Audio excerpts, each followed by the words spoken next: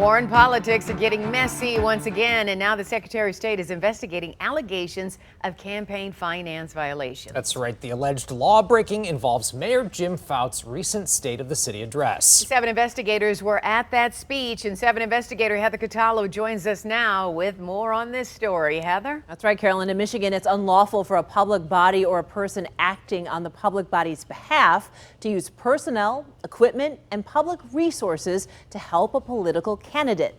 And that's exactly what the Secretary of State's Bureau of Elections is now investigating the Warren mayor for doing during its recent State of the City speech.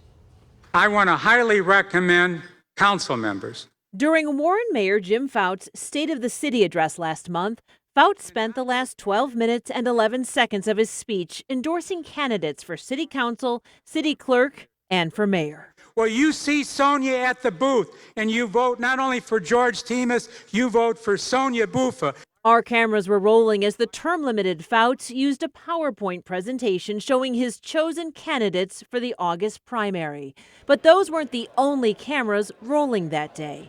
Members of the City of Warren's Communications Department, who work for the government-funded TV Warren, were also working that day to broadcast, record, and stream the speech. Sources inside City Hall tell us the TV Warren production truck and city-owned cameras were all used during Fouts' endorsements. They also tell us their department made the graphics that showed Fouts' political endorsements in advance of the speech.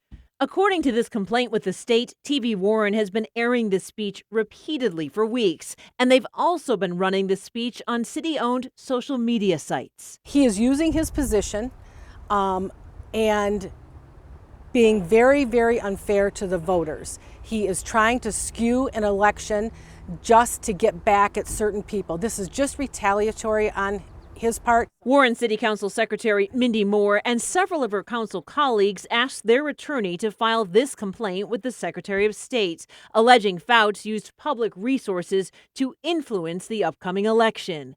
Fouts has been at odds with Moore and much of the council for years. Now the Secretary of State is investigating the allegations and reminding Fouts in this letter that it's unlawful for someone acting on behalf of a public body to use public resources for political activity. Well, I appreciate that they're going to investigate it, but the genie is out of the bottle and it can't be put back in, and the damage has been done. An attorney for Fouts told the 7 investigators they will be responding to the Secretary of State in the coming days. Attorney Jack Dolan told us the speech was not held during business hours, even though this email was sent from City Hall inviting members of the media to attend the 11 a.m. State of the City address on a Thursday in June.